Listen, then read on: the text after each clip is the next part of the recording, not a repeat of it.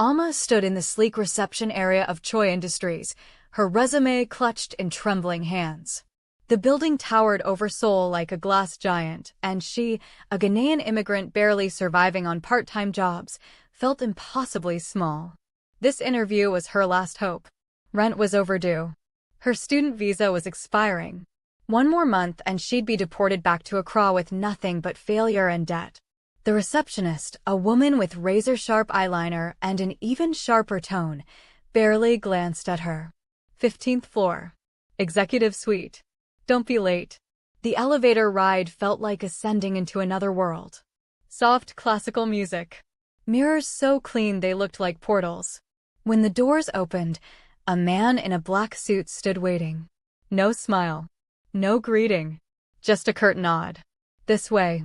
The hallway stretched endlessly, lined with abstract art that probably cost more than her entire life savings. Her heels clicked against marble that gleamed like ice. Then she saw the door. Mahogany. Gold handle. A nameplate that read, Choi Min-Seok, CEO. The suited man opened it, gestured her inside, and before she could fully enter, the door clicked shut behind her. Locked. Her breath caught. The office was enormous. Floor-to-ceiling windows overlooking the Han River. Minimalist furniture. Everything white, black, or chrome. And at the center, behind a desk that looked like it belonged in a museum, sat him. Choi Min-Seok. 32 years old. Billionaire. Untouchable. He didn't look up immediately. Just finished typing something on his laptop, each keystroke deliberate, controlled. When he finally raised his eyes, Alma felt the air leave her lungs. Sharp jawline. Cold, dark eyes. The kind of face that belonged on magazine covers, not in real life. He studied her the way someone might study an artifact in a gallery. Sit, he said. His voice was low, smooth, dangerous. She sat. Her hands gripped the armrests. Why did he lock the door? He leaned back in his chair, fingers steepled. Alma Ose, 26. Graduated top of your class in international business from Seoul National University. Fluent in Korean, English, and Chui. Currently working 3 part-time jobs just to survive. Her throat tightened. You've done your research. I always do, he said simply. His gaze didn't waver. It was unnerving how still he was, like a predator deciding whether to pounce or wait. You applied for the position of executive assistant. Yes, she said, forcing confidence into her voice. And I'm qualified. He smiled. It wasn't warm. Are you? Because this position requires more than qualifications, Miss Ose. It requires loyalty, absolute discretion, and complete availability. She nodded. I understand. Do you? He stood, and suddenly the massive office felt smaller. He walked around the desk, slow, deliberate. He stopped in front of her, close enough that she could smell his cologne. Expensive. Woody. Suffocating. This isn't a normal job, he continued. You won't just manage my schedule. You'll live in my penthouse. You'll accompany me to every meeting, every dinner, every event. You'll have no life outside of me. Her pulse quickened. That's quite demanding. He tilted his head slightly. You have a problem with demanding? No, but then we have no issue. He returned to his desk, pulling out a thick contract. Sign this. You start tonight. She blinked. Tonight? I haven't even been offered the job officially. You're being offered it now. His tone left no room for negotiation. She reached for the contract, flipping through pages of legal jargon. Compensation was listed at the top. Her eyes widened. That's more than I'd make in 5 years. Consider it hazard pay, he said flatly. Hazard pay? For what? He didn't answer. Just stared at her with those unreadable eyes. Alma's mind raced. This was insane. Suspicious. Possibly dangerous. But the number on that contract could change her entire life. She could pay off her debts, send money home to her mother, maybe even stay in Korea legally. Her hand hovered over the pen. What exactly would I be assisting you with, Mr. Choi? Everything, he said simply. And nothing you can refuse. A chill ran down her spine. She should leave. Walk out. Report this to someone. But her visa expiration date flashed in her mind. the eviction notice taped to her tiny apartment door. Her mother's voice on the phone last week, tired, hoping Alma's sacrifice abroad would mean something. She picked up the pen. Where do I sign? His lips curved into something almost resembling satisfaction. Smart girl. That night, Alma stood in the lobby of the most exclusive apartment building in Gangnam, her single suitcase beside her. The same suited man from earlier, whose name she learned was Secretary Jean, escorted her to the top floor. Penthouse suite. The doors opened directly into the apartment. No hallway. Just straight into luxury that felt almost obscene. White Italian leather couches. A kitchen with appliances she didn't recognize. Art that was definitely original, not prints. And windows. So many windows. The city sprawled below like a kingdom, and she realized with uncomfortable clarity, this was his kingdom. Your room is the second door on the left, Secretary Jean said. Mr. Choi will be home by midnight. Be ready. Ready for what? He didn't answer. Just left. The door closed with a soft click, and once again, Alma heard the unmistakable sound of a lock. She was alone. Trapped in a golden cage. Her room was larger than her entire previous apartment. King-size bed. Walk-in closet already filled with clothes. Designer labels. All in her size. How did he know her size? She opened drawers. Everything she could possibly need. Toiletries. Makeup. Even jewelry. It felt less like a job and more like she didn't want to finish that thought. Alma sat on the edge of the bed, phone in hand. She should call someone. Her best friend Akua back in Ghana. But what would she say? I took a job that pays a fortune but feels like I just sold my soul? At 11:47 p.m., she heard the front door open. Her heart jumped. Footsteps. Steady. Approaching. A knock on her door. Miss Osei. His voice. Come out. She stood, smoothed her clothes, and opened the door. Choi Min-Seok stood in the hallway, suit jacket gone, sleeves rolled up, tie loosened. He looked almost human. Almost. Tomorrow morning, 6 a.m., he said without preamble. We have a meeting with Japanese investors. You'll translate and take notes. I don't speak Japanese, she said quickly. He raised an eyebrow. You have tonight to learn enough. There are language programs on the tablet in your room. Excuse me? You're resourceful, Miss Osei. I'm sure you'll manage. He turned to leave. Wait, she called out. He paused. Why me? Why hire someone with no experience as an executive assistant? Why lock doors? Why all of this? He looked at her over his shoulder. Those cold eyes somehow colder. Because everyone else would ask too many questions. You, desperate enough not to. Then he walked away, leaving her standing in the hallway, anger and fear warring inside her chest. That night, Alma barely slept. She tried to study basic Japanese phrases, but her mind kept circling back to his words. Desperate enough not to ask questions. He was right. And she hated that he was right. At 5:30 a.m., she was showered, dressed in one of the designer suits from the closet, and standing in the kitchen, trying to figure out the coffee machine. You're early, his voice came from behind her. She jumped, spinning around. He stood in the doorway, fully dressed, looking like he'd slept a full 8 hours. Meanwhile, she probably had bags under her eyes. I wanted to be prepared, she said. He walked to the coffee machine, pressed 2 buttons, and it hummed to life. Technology isn't your strength, I see. She bit back a retort. The car is waiting downstairs. Don't make me late. The black Mercedes sedan was as luxurious as everything else in his world. Leather seats that felt like butter. A mini bar. Privacy partition between them and the driver. They rode in silence. Alma stared out the window, watching Seoul wake up. Street vendors setting up. Students rushing to school. Normal people living normal lives. She used to be one of them. Are you afraid of me? His question cut through the silence. She turned. His face was unreadable. Should I be? He tilted his head slightly, considering. Probably. She swallowed. Are you dangerous, Mr. Choi? He leaned forward, just enough to invade her space. Everyone's dangerous when they have something to protect. And what are you protecting? He smiled. That's what you're here to find out. The meeting with the Japanese investors was brutal. Amma understood maybe 30% of what was discussed, but she took notes frantically, catching names, numbers, anything useful. Choi Min-Seok commanded the room effortlessly. Every word calculated. Every gesture controlled.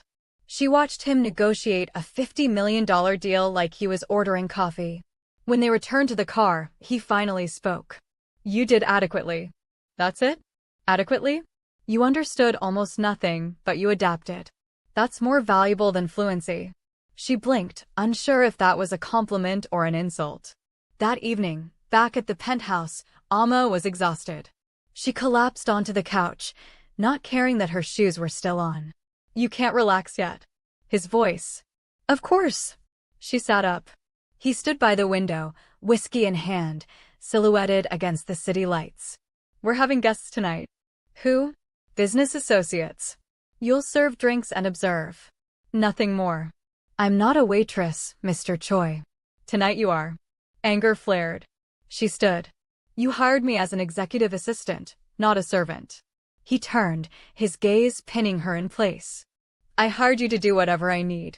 That was in the contract. Read the fine print next time. Her fists clenched. You're unbelievable. He took a slow sip of whiskey. I'm practical, Miss Osei. There's a difference. By 8 p.m., the penthouse was filled with men in expensive suits. Korean, Chinese, Russian. They spoke in low tones, smoke from cigars curling toward the ceiling. Amma moved between them with a tray of drinks invisible. Just as he wanted. But she listened. And what she heard made her blood run cold. Shipments. Offshore accounts. Names of politicians. This wasn't just business. This was something else entirely. She glanced at Choi Min-Seok across the room. He caught her eye, held it for a moment, then looked away.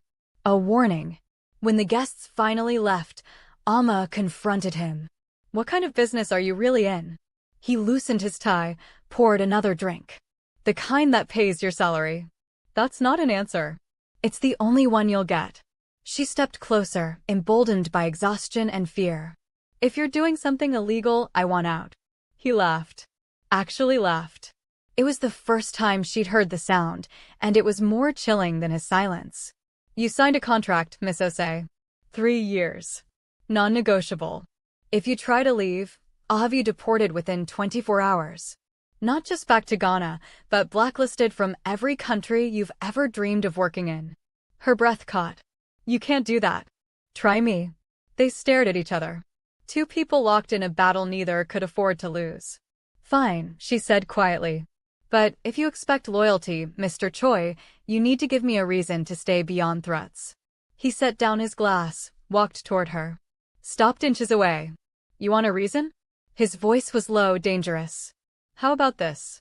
If you stay, do exactly as I say, and keep your mouth shut, I'll make you richer than you ever imagined. Betray me, and I'll destroy everything you love. Her heart pounded. That's not a reason. That's a cage. He leaned closer, his breath warm against her ear. Then consider yourself trapped. The days blurred together. Amma fell into a routine. Early mornings. Endless meetings. Late nights serving drinks to dangerous men. She learned to read the room, to anticipate Choi Min-Seok's needs before he voiced them. She learned his coffee order. Black, no sugar, specific temperature. His schedule. Meetings downtown, lunch always skipped, evenings unpredictable. His moods. Coldest in the mornings, slightly softer after 10 p.m. But she also learned to watch. To listen. To piece together the puzzle of who Choi Min-Seok really was. 3 weeks in, she found the first clue. A photograph. She'd been looking for a file in his home office, a room she was explicitly told never to enter. But he'd asked for a contract, and Secretary Jean was gone, so she had no choice. The office was as minimalist as everything else. Except for one thing. A small frame on the shelf. She picked it up. A younger Choi Min-Seok, maybe 20, standing beside a woman. Beautiful. Smiling. Her arm around his shoulders. On the back, written in fading ink. Min-Seok and Jihi. Forever. Who's Jihi? His voice. Ice cold. Amma dropped the frame. It clattered against the desk. I was looking for the contract. You were snooping. No, He crossed the room in 3 strides, snatched the frame, and shoved it into a drawer. Don't ever touch my things again. I'm sorry, I didn't mean, get out. The command was absolute. She fled. That night, Alma lay awake, replaying the moment. The way his face had changed when he saw the photograph. The crack in his armor. Jihi. Who is she? The next morning, Alma tried to apologize. He ignored her. For 2 days, he barely spoke. Just orders. Curt. Cold. Professional. She hated the silence more than his cruelty. On the 3rd day, she found him on the penthouse balcony at 2 a.m. She hadn't been able to sleep either. He stood at the railing, city lights reflected in his eyes. She almost turned back. Then he spoke. She was my fiancée. Alma froze. Jihi, he continued, not looking at her. We were going to get married 5 years ago. What happened? She died. The words hung in the air like smoke. I'm sorry, Alma whispered. He finally turned. His face was unreadable again. The mask back in place. Don't be. It was a long time ago. But it wasn't. She could see it. The way he held himself. The way he'd reacted to the photograph. It wasn't a long time ago at all. After that night, something shifted. He didn't warm to her exactly. But the walls weren't quite as high. He asked her opinion occasionally. Let her eat dinner with him instead of alone. Small things. Insignificant to anyone else. Monumental in his world. One evening, after a particularly brutal negotiation, he poured 2 glasses of wine. Handed her one. You did well today, he said. She took the glass, surprised. Thank you. You're learning faster than I expected. Is that a compliment, Mr. Choi? He almost smiled. Don't get used to it. They sat in silence. Comfortable, for once. Then Alma, emboldened by wine and exhaustion, asked the question that had been burning inside her. Why do you do this? This? All of it. The deals. The dangerous men. The secrets. You're already rich. What are you trying to prove? His jaw tightened. You don't know anything about me. Then tell me. Why? Because if I'm going to be trapped here, I'd like to know who I'm trapped with. He stared at her for a long moment. Then he spoke.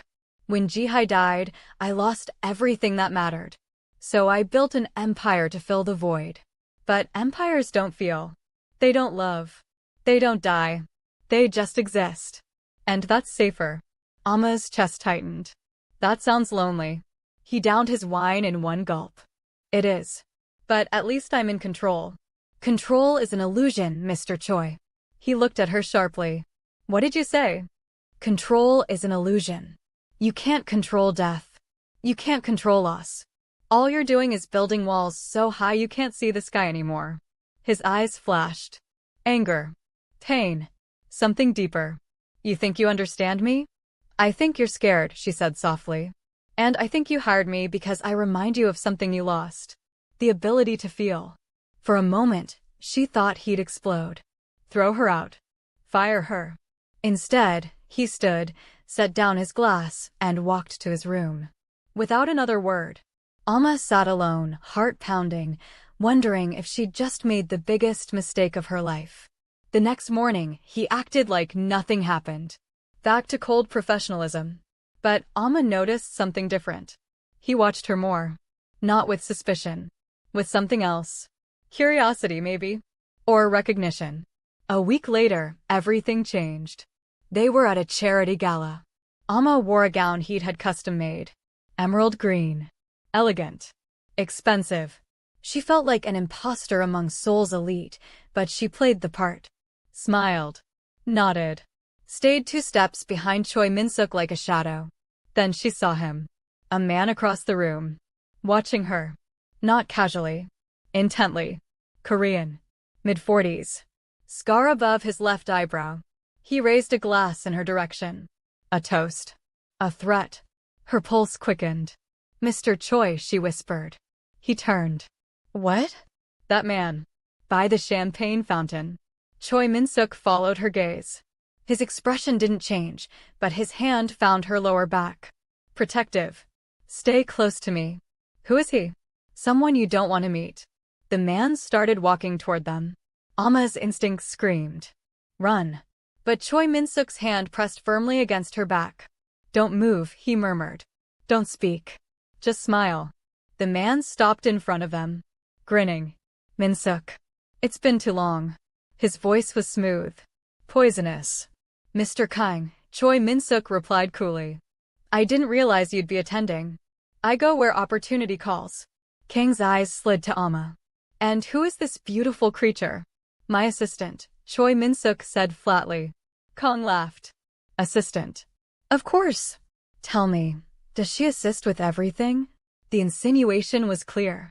Amma's stomach turned. Choi Min-Seok's hand tightened on her back. Careful, Kang. She's off limits. Kang leaned closer, lowering his voice. Everything has a price, Min-Seok. Even your assistants. Before Amma could process what was happening, Choi Min-Seok stepped between them. His voice was deadly calm. Touch her and I'll bury you. Kang's grin widened. There he is. The man behind the mask. I was wondering when I'd see him again. Then he walked away laughing. Amma exhaled shakily. Who is that? Trouble, Choi Min-Seok said. We're leaving. Now. They left the gala in tense silence. In the car, Amma finally spoke. He threatened me. He threatens everyone. It's what he does. What does he want? What everyone wants. Power. Money. Control. And you? What do you want, Mr. Choi? He looked at her. Really looked. For the first time, she saw something raw in his eyes. To protect what's mine. She swallowed. Am I yours? The question hung between them. Heavy. Dangerous. He leaned closer. His hand cupped her jaw. Gentle. Possessive. Whether you realize it or not, Miss Osei, you've been mine since the moment you signed that contract. Her breath hitched. And if I don't want to be? Then you should have never walked into my office. His lips hovered near hers. So close she could feel the heat. One word, he whispered. One word and I'll stop. She should say it. Should push him away. But her body betrayed her. Instead, she closed the distance. Their lips met. Soft at first. Then desperate. Hungry. Like two people drowning and finally finding air. When they pulled apart, both breathing hard, he rested his forehead against hers. This complicates things, he murmured. She laughed softly. Bitterly. Everything about this has been complicated from the start. He pulled back, his mask slipping back into place. When we get home, pack a bag. Why? We're leaving Seoul for a few days. Somewhere safe. Safe from what? From people like Kang. From questions. From everything.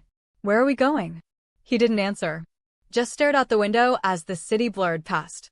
And Alma realized, once again, she'd just agreed to follow a man she barely knew into the unknown. But this time, it wasn't just fear driving her. It was something far more dangerous. Desire. The private jet cut through the sky like a knife through silk. Alma sat by the window, watching clouds drift below, her mind still replaying that kiss. The taste of him still lingered on her lips. Dangerous. Intoxicating. Wrong. Choi Min-Seok sat across from her, laptop open, fingers moving across the keyboard with mechanical precision. As if nothing had happened. As if he hadn't just kissed her like she was oxygen and he was drowning. Where are we going? She asked again. Jeju Island, he said without looking up. My family has a private estate there. No one knows about it except Secretary Jean. We'll be safe. Safe from what exactly? You still haven't told me what Kang wants. He closed the laptop slowly. Deliberately. Then he finally met her eyes. Kang Daejung runs the largest smuggling operation in East Asia. Drugs, weapons, people. If it's illegal and profitable, he's involved. Her blood ran cold. And you? What's your involvement with him? His jaw tightened. 5 years ago, I made a deal with him. I needed capital to expand my business. He provided it. At what cost? Everything. The single word hung in the air like a death sentence. Alma leaned forward. What does that mean? It means I owe him, and men like Kang don't forget debts. It means that every deal I make, every building I own, every breath I take is because I sold my soul to a devil I can't escape. So you're not just a CEO, she said quietly. You're a criminal. He didn't flinch. I'm a survivor, Miss Osei. There's a difference. Is there? Her voice was sharp. Because from where I'm sitting, you've built an empire on blood money and lies. And you, he shot back, signed a contract to benefit from that empire. So tell me, what does that make you? The words hit like a slap. She looked away, anger and shame warring inside her chest. The truth was, he was right. She'd taken his money, worn his clothes, lived in his world. She was complicit.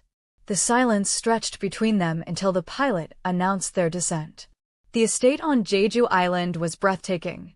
Perched on a cliff overlooking the ocean, surrounded by dense forest. Traditional Korean architecture mixed with modern luxury. Stone pathways. A koi pond. Gardens that looked like they belonged in a painting. This is beautiful, Alma whispered as they entered. Jihi designed it, he said softly. Before she died. Alma turned. He stood in the doorway, staring at the gardens with an expression she'd never seen before. Grief. Raw and unguarded. She wanted to ask more, but something in his face stopped her. Instead, she followed him inside. The interior was warm. Wooden beams. Floor-to-ceiling windows. Minimalist but comfortable. Your room is upstairs, he said. First door on the right. We'll stay here for a week. Maybe 2. And then? Then we deal with Kong. That night, Alma couldn't sleep. She wandered downstairs and found Choi Min-Seok on the terrace, a bottle of soju beside him, staring at the ocean. The moonlight painted everything silver. You should be resting, he said without turning. So should you. He poured himself another shot. Rest is for people with clean consciences. She sat beside him. Uninvited. Do you want to talk about her? About who? Jihi. His hand froze mid-pour. Why would I want to do that? Because you've been carrying her ghost for 5 years, and it's killing you. He laughed bitterly. You think you know me now? After a few weeks? I think I know pain when I see it, she said gently. And you're drowning in it. He downed the shot. Set the glass down with more force than necessary. She was everything, he said finally. Smart. Kind. Beautiful. She saw the good in people even when there wasn't any. She saw it in me. What happened to her? His jaw clenched. Kong happened. Alma's breath caught. Kong killed her? He needed leverage. I was building my company, refusing his offers, staying clean. So he took the one thing that mattered. His voice cracked. They made it look like an accident. Car crash. No witnesses. No evidence. But I knew. I've always known. And you made a deal with him anyway? After he murdered her? Because the alternative was war, and war meant more death. So I sold myself to save everyone else. He looked at her, eyes glistening. I became the monster to keep the monsters at bay. Alma's chest tightened. Oh, Min-Seok. Don't, he said sharply. Don't pity me. I made my choices. I'm not pitying you, she said. I'm understanding you. There's a difference. They sat in silence. The ocean whispered below. And slowly, carefully, Alma reached for his hand. He didn't pull away. For the first time since she'd met him, Choi Min-Seok let someone hold his pain. The next few days were strange. Peaceful almost. They fell into an easy rhythm. Morning walks along the beach. Quiet breakfasts. Alma cooked Ghanaian dishes, jollof rice, kelaweel, and he pretended not to love them. He taught her about Korean tea ceremonies. She taught him Chui phrases that made him laugh. Actual laughter. Not the cold, calculated kind. Real joy. One afternoon, they were in the garden. Alma was trying to photograph the koi fish and Choi Min-Seok watched, amused. You're terrible at this, he said. Excuse me? I'm an excellent photographer. You've taken 30 photos of water. She laughed. The fish keep moving. He walked over, took the camera, adjusted the settings, and handed it back.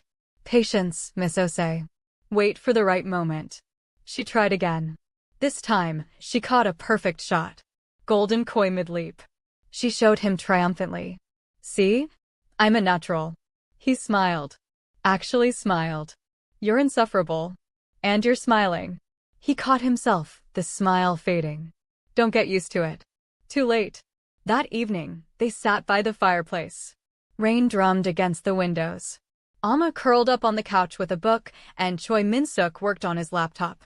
It felt almost domestic. Normal. Can I ask you something? She said. He glanced up.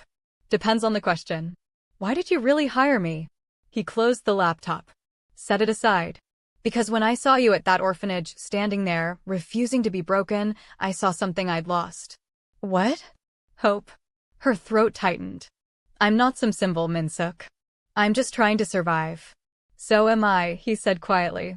And somehow, having you near makes surviving feel less like drowning. She set down her book. Walked over to him. Knelt in front of his chair. Min-Seok, she whispered. He cupped her face. If you stay with me, Amma, you'll be in danger. Always. I know. If you run, I won't stop you.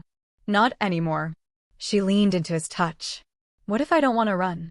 Then God help us both. He kissed her. Slowly this time. Tenderly. Like she was something precious he was afraid to break. When they pulled apart, she whispered against his lips. Take me to bed. Are you sure? She nodded. I've never been more sure of anything. He lifted her into his arms, carried her upstairs, and that night, they became more than captor and captive. More than employer and employee. They became two broken people finding wholeness in each other. The morning sun filtered through the curtains. Amma woke wrapped in Choi Min-Seok's arms, his steady heartbeat beneath her ear. For a moment, everything was perfect. Then his phone rang. He answered immediately. His body went rigid. Understood, he said curtly. We'll be there tonight. He hung up. Looked at Amma with an expression that made her stomach drop. What's wrong? Kong knows we're here. How? I don't know. But he's given me an ultimatum. What kind of ultimatum? Meet him in Seoul tomorrow or he'll come here. And if he comes here, Amma, he won't come alone. Fear crawled up her spine. So what do? We go back. We face him. And we end this. How? His eyes were cold again. The mask back in place. By giving him what he wants. Which is me. No, Amma said immediately. Absolutely not. It's not your decision. Like hell it's not, she snapped. You think I'm just going to let you sacrifice yourself? You don't have a choice. Yes, I do. And I choose to fight. He grabbed her shoulders. This isn't some romantic movie, Amma. This is real. Kong will kill you just to hurt me. Then we'll kill him first. She said it so calmly, so coldly, that Choi Min-Seok actually looked surprised. You don't mean that. Try me. I've spent my whole life being powerless. Being used. Being told what I can and can't do. Not anymore. If he wants a war, let's give him one. Something shifted in his eyes. Respect. Maybe even pride. You're insane. And you're not? She cupped his face. We do this together, Min-Seok. Or not at all. He kissed her forehead. How did I ever think I could control you? You can't, she said, smiling. No one can. They returned to Seoul that night. The penthouse felt different now. Less like a cage. More like a war room. Secretary Jean was waiting with files, blueprints, and a grim expression. Kong wants to meet at the old warehouse district, Jean said. Neutral territory. Neutral, Choi Min-Seok scoffed. There's nothing neutral about Kong. He'll have men everywhere. So will we, Jean replied. I've already contacted our allies. How many? Enough. Amma studied the blueprints. If he's expecting you to come alone, we use that. How?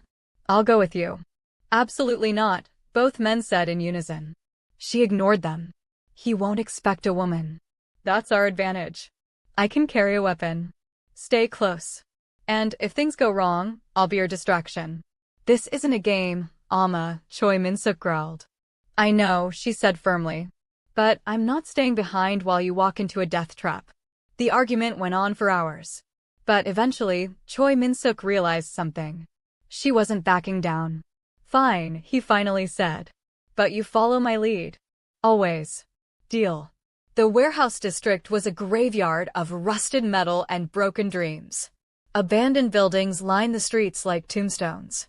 Choi Min-Seok and Amma walked side by side, flanked by Secretary Jean and 6 armed men. Amma's heart pounded, but her face remained calm. She wore all black. a gun tucked into her waistband. She'd never shot anyone before. Tonight might change that. They entered the largest warehouse. Empty. Except for one man standing in the center. Kang Dae-young. He smiled. Slow. Predatory. Min-Seok. You came. Did I have a choice? Kang's eyes slid to Amma. And you brought your pet. She's not a pet, Choi Min-Seok said coldly. No? Kang stepped closer. Then what is she? Mine, Choi Min-Seok said simply. The word hung in the air like a claim. A challenge.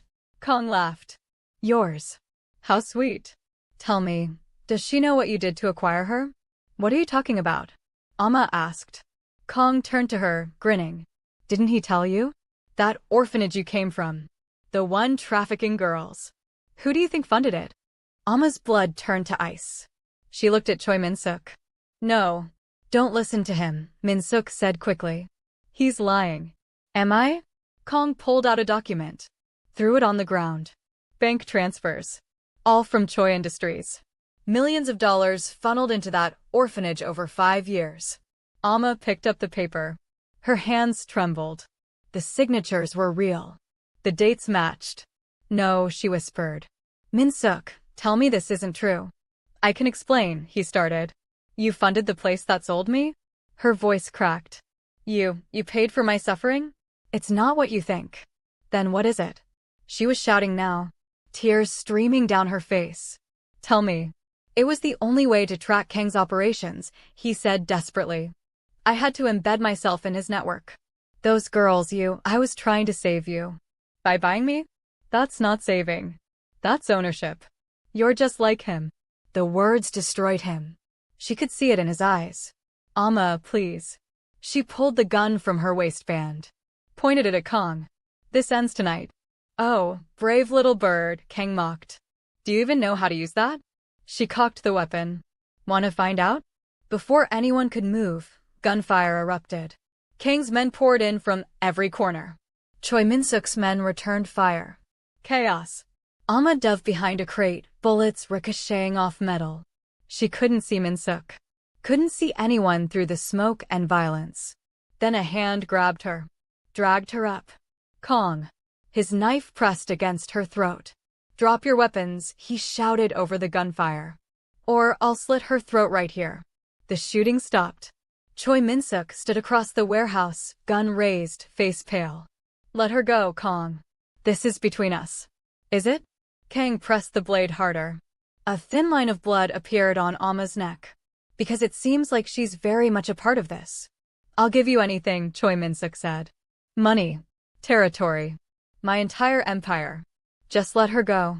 Tempting, Kang mused. But I don't want your empire, Min-Seok. I want you to suffer the way I made you suffer when I took Jihi. An eye for an eye. Amma felt the blade dig deeper. She closed her eyes. Thought of her mother. Her dreams. The life she'd never get to live. Then she remembered Choi Min-Seok's words. Patience. Wait for the right moment. Her hand moved.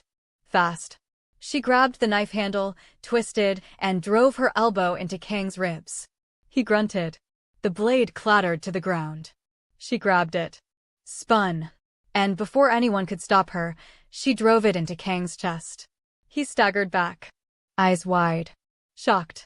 You, he gasped. Amma stepped closer. Her voice was steady. I'm nobody's victim anymore. Kang collapsed. Blood pooling beneath him. The warehouse fell silent. Choi Min-Seok crossed the space in seconds, pulling Amma into his arms. Are you hurt? She shook her head. Numb. I killed him. You saved us, he corrected. She looked up at him. Tears finally falling. Did you really fund that orphanage? Yes, he admitted. But not the way Kang made it sound. I was trying to dismantle his network from the inside. I couldn't save everyone, but I saved who I could.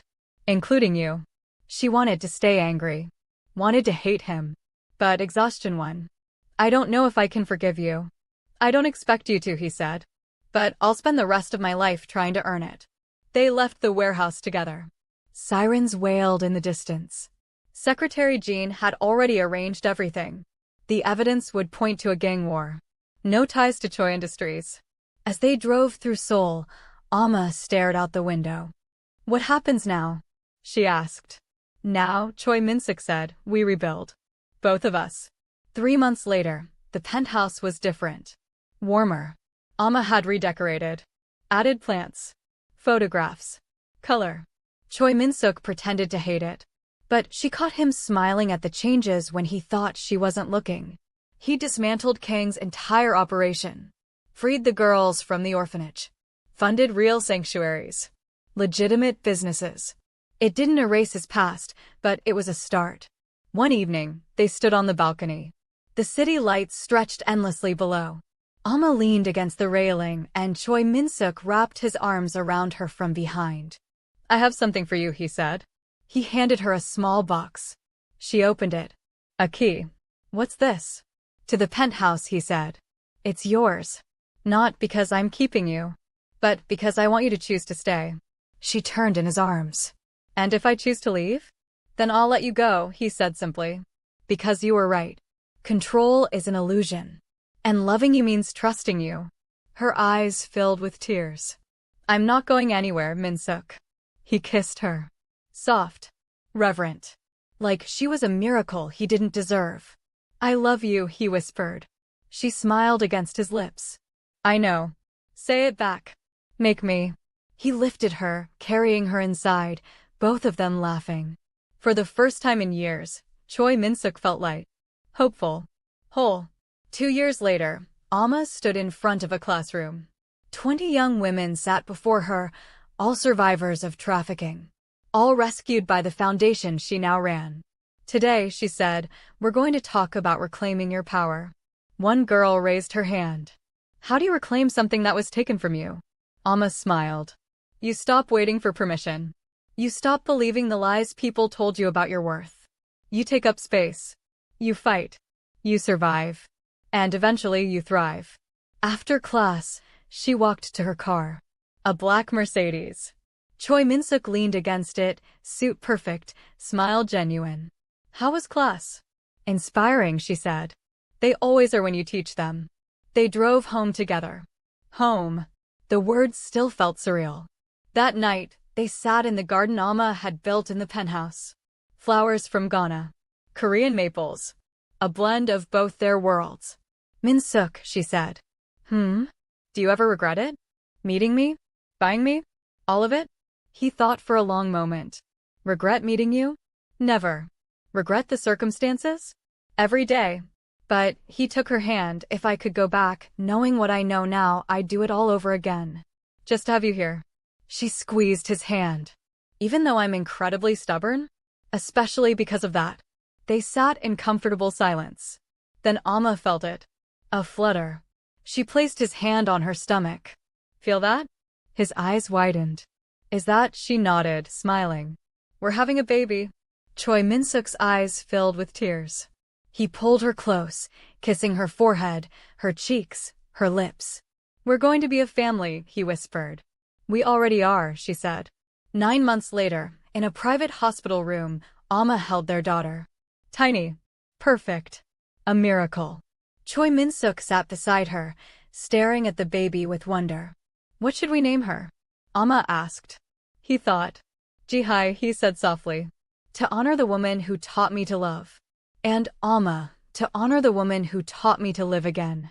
Jihi Amma Choi. She smiled through tears. Perfect. Years later, when Jihi Amma Choi was old enough to ask about her parents' story, they told her the truth. Not the sanitized version. The real one. About darkness. Mistakes. Redemption. And she learned that love isn't about perfection. It's about choosing each other every single day, even when it's hard. Especially when it's hard. Amma never forgot where she came from. The orphanage. The fear. The cage. But she also never forgot what she became. A survivor. A fighter. A queen who built her own empire. Not through money or power, but through resilience and love. And Choi Min-Seok, the man who once believed control was the only way to survive, learned that surrender, true surrender to love, to trust, to vulnerability, was the greatest strength of all. They weren't perfect. They fought. They struggled. They carried scars that would never fully heal. But they chose each other. Every morning. every night, in every moment in between. Because sometimes, the best love stories aren't about finding someone perfect. They're about finding someone worth fighting for. And fighting like hell to keep them. So there you have it. The story of a woman who thought she was walking into an interview and instead walked into destiny. The story of a man who thought he'd lost everything and found a reason to live again. Did this story move you? Did it make you believe in second chances? Drop a comment below and tell me what you think. Should I write more stories like this? What did you think of Alma and Min-Seok's journey? Hit that like button, smash that subscribe button, and turn on notifications so you never miss another story. Share this with someone who needs to hear that even in the darkest places, love can bloom. And remember, you are not defined by what happened to you. You are defined by how you rise from it. See you in the next story. Until then, keep fighting. Keep loving. Keep surviving. Because you are stronger than you know.